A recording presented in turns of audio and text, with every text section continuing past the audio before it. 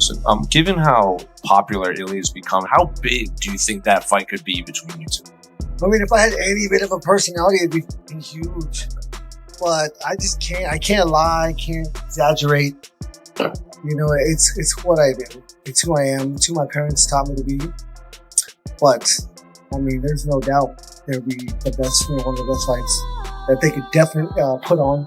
It'll be for an undisputed belt, and I think they want to have 6 or 7, whatever. They want to have as many as possible. So if he's not back by then, they will strip him, and I will be undisputed and then I'll fight for the belt on there, defend it. Right after defeating Paddy Pimblett, Justin Gaethje wasted no time making his next move.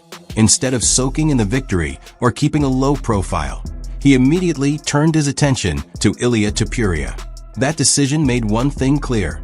The UFC's next major lightweight showdown is now taking shape. The bigger picture is simple. Paddy Pimblett's defeat didn't just settle one matchup.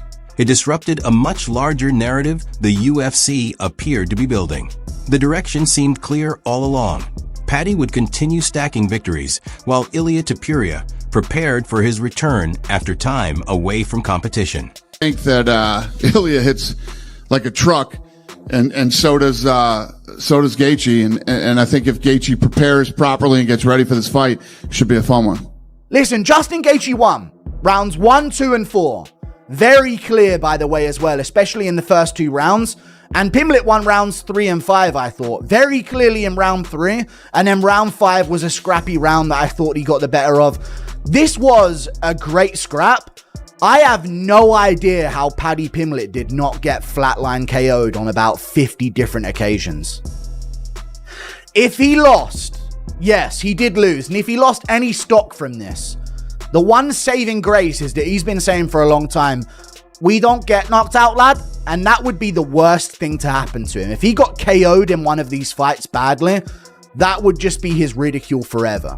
What happened to Scousers don't get knocked out, and it'd just be images of Paddy Pimblett out cold. I have no idea how he didn't get flatlined in this fight. Justin Gaethje was cracking him with so many overhand rights. And the worst part was, it's not even like you were understanding why he took the shot so well. Oh, he was rolling with that one. Oh, he tucked into that one a little bit. He saw it coming. I could see the shots coming. I was wincing while Gaethje was loading up because you could see Pimblett leaving exchanges with his chin up in the air and just getting his whole jaw span. And somehow he's still in the fight and throwing back. Absolutely crazy fight. Justin Gaethje started very slow, but picked it up towards the end of round 1 with a big knockdown against a cage. It should be mentioned, even though it's going to be seen as biased for me to bring this up, I bring up fouls in every fight breakdown I do. I know I wanted Paddy to win, but I am going to bring up the fouls. Gaethje fought very fucking dirty in this fight. A lot of eye pokes, a groin shot as well. I think Paddy Pimblett had a groin shot that he landed too, but that was towards the end of the fight where it was just an absolute mess of a scrap between the two of them. Delivered in the main event, capped off with a war. Just give us your thoughts on Justin Gaethje and Paddy Pimblett delivering a 5-round battle. Yeah, I mean, what a couple. So Paddy Pimblett at the weigh-in yesterday says, I'm going to knock this motherfucker out tomorrow. And I was like, that's interesting. And he never abandoned that game plan. Even when, he got dropped a couple times, I kept waiting for him. I'm like, he's eventually going to have to shoot and try to submit him. Now, I didn't know Paddy Pimblett had a chin like that till tonight. And, yeah, absolute dogfight in a war, and much respect to both guys. No, I love it. This guy, I love everything he's been saying. He definitely sounds overconfident. He's out here disrespecting legends like Dustin Poirier. I'm going to dog walk this thing on Saturday. You watch. Dustin's never got a nice word to say about me, lad. So, I was honest and said he looked like shit against Gaethje. Then stop and crying. You can't get What wasn't even the fight you were talking about? You said last fight.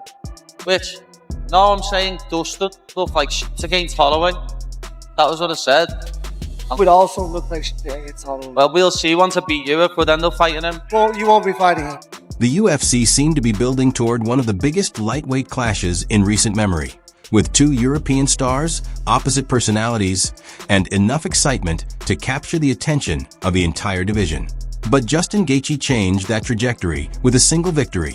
shifting the spotlight away from a hype-driven showdown and placing Ilia Topuria in line to face one of the most aggressive and battle-tested fighters in the sport. That is why Gaethje's post-fight message stood out. It wasn't about creating headlines or exchanging insults.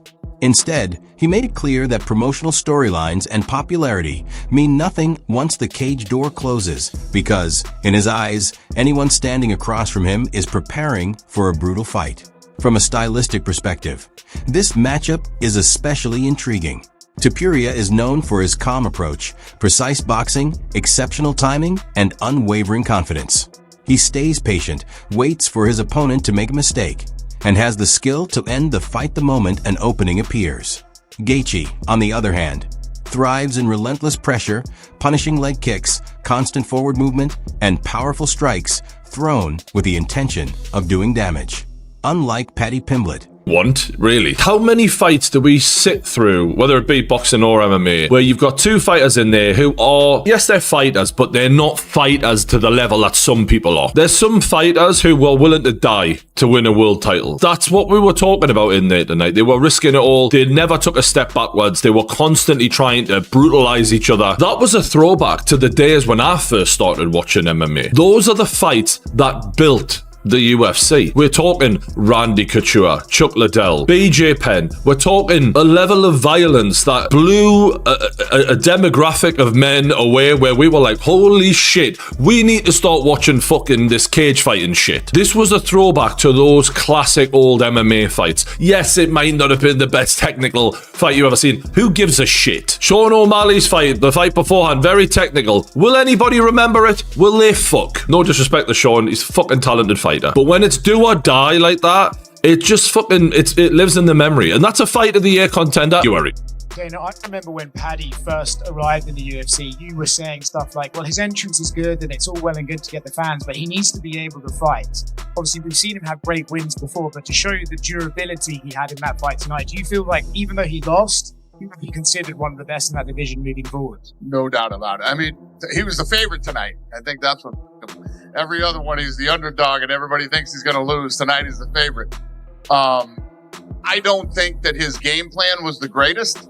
Obviously, tonight he showed he is tough, he is durable, and almost I mean, especially against Gaethje. And you're eating those punches from him. You know, it's one thing to say, listen, I'm going to come out. I know I believe in my durability. I believe in my chin, and I'm going to go toe-to-toe with this guy. But when it starts to not work, at some point you got to say, you know what? It's the third round. I got 2 rounds left. I might want to try to take him down and submit him here. Oh!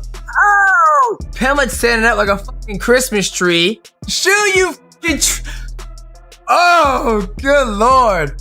There we go! Justin can fight this all day. He can do this all day long. He'll do the jab, he'll come behind it, get close, and then he's gonna get you close to the octagon. He's gonna start fighting you with his hands. He's gonna hit you with the right hand. That's what he does. And he's pulling away. For somebody with good grappling, it's like, go underneath, shoot a takedown. He's trying to fight a bull that you don't have the power to beat the bull. And all Paddy has to do is go to his back and he's good. Go around him, Justin. Just go around him. Yeah, Justin Gaethje won that. I think Paddy Pimblett did not follow the corner. Gaethje performs at his best when the fight turns into a battle of attrition. While Paddy Pimblett relied on unpredictability and the energy of the crowd, Gaethje brings relentless power and constant damage. That difference has led many fans to believe this matchup could pose an even greater threat to Ilia Topuria, despite generating less hype on paper. A fight between Paddy and Ilia would have centered on control and proving superiority. But facing Gaethje is about enduring one of the toughest tests the division has to offer. At the same time, this could become the defining moment of Topuria's career. A victory over Paddy would have boosted his popularity, but defeating Gaethje would send a much stronger message, proving to the entire lightweight division that Ilia Topuria is no longer just the sport's future.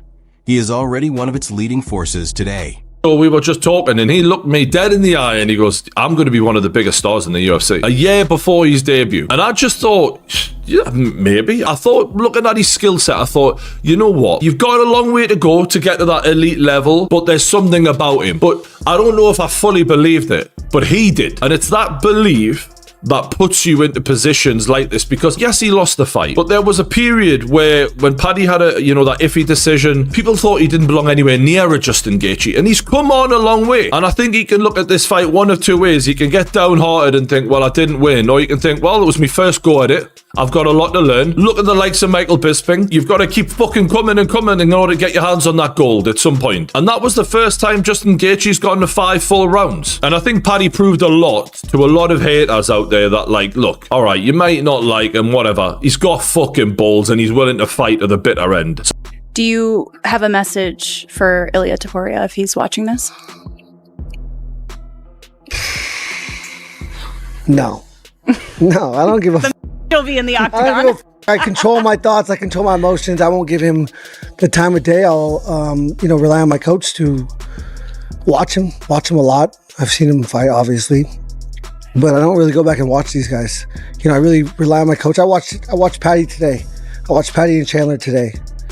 But I really rely on my coach to create a game plan and instill it into training. And yeah, this is so fast. I have no idea what's going on right now. If you can pick your opponent, who do you want to see next? We don't have more legends in the sport, I think. I would classify Justin Gaethje as a legend, and you have moved up to a division where... Ilia, come on, we've worked together for so long. You know that, like... Yes, Justin Gaethje has done so much for the sport, has so many incredible fights, future Hall of Famer. I put him in the same regard as the 3 people that you have just finished all in a row. Really? The only thing that I realized is that you don't like the guy, because I don't know why you want him to put him against me. Ilia's striking is leagues above everybody, like just about everybody in the UFC. The wrestling and jiu-jitsu is there as well. His timing, his instincts, it's a hard fight in Gaethje's camp to make the fight competitive.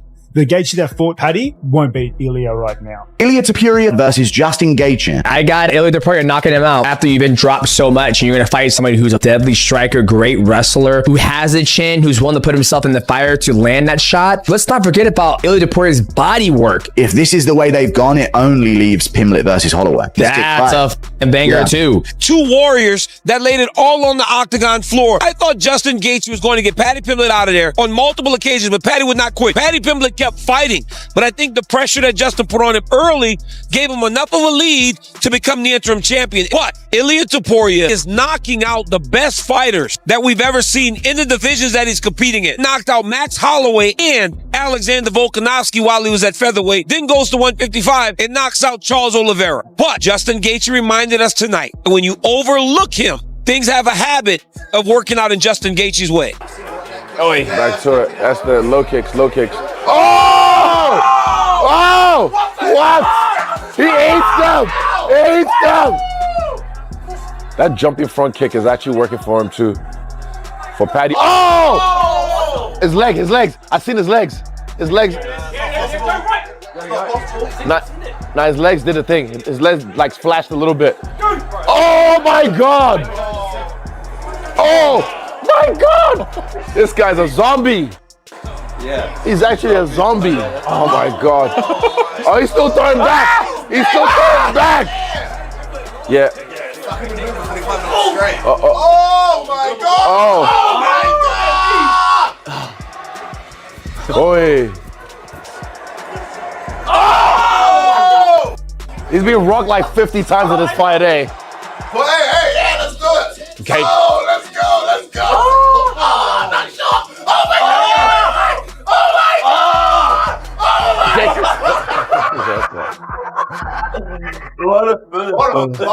God! Watching Gaethje fight almost feels unreal because he keeps moving forward no matter how much punishment he absorbs. Even after being rocked repeatedly, he refuses to stop throwing punches and continues pushing the pace as if nothing happened. That incredible toughness is one of the traits that has earned him a reputation for surviving situations that would break most fighters. He is always willing to walk through the heaviest exchanges if it means proving he can outlast his opponent. At the same time, the situation surrounding the division carries a sense of irony. Paddy Pimblett was only one victory away from landing a career-changing super fight. But given how popular Ilia's become, how big do you think that fight could be between these two? I mean, if I had any bit of a personality, it'd be huge. but I just can't. I can't lie. I can't exaggerate. You know, it's what I do. It's who I am. It's who my parents taught me to be. But I mean, there's no doubt it'll be the best. You know, one of the best fights that they could definitely put on. It'll be for an undisputed belt, and I think they want to have 6 or 7. You know, whatever they want to have as many as possible. So if he's not back by then, they will strip him, and I will be undisputed, and then I'll fight to the belt. The UFC now finds itself facing a completely different situation. The focus has shifted away from flashy storylines and toward a matchup defined by intensity, danger, and almost no margin for mistakes. Justin Gaethje has made his intentions unmistakably clear by naming Ilia Topuria as the opponent he wants next. And if that fight becomes official, the lightweight division is about to enter a far more unforgiving and dangerous chapter.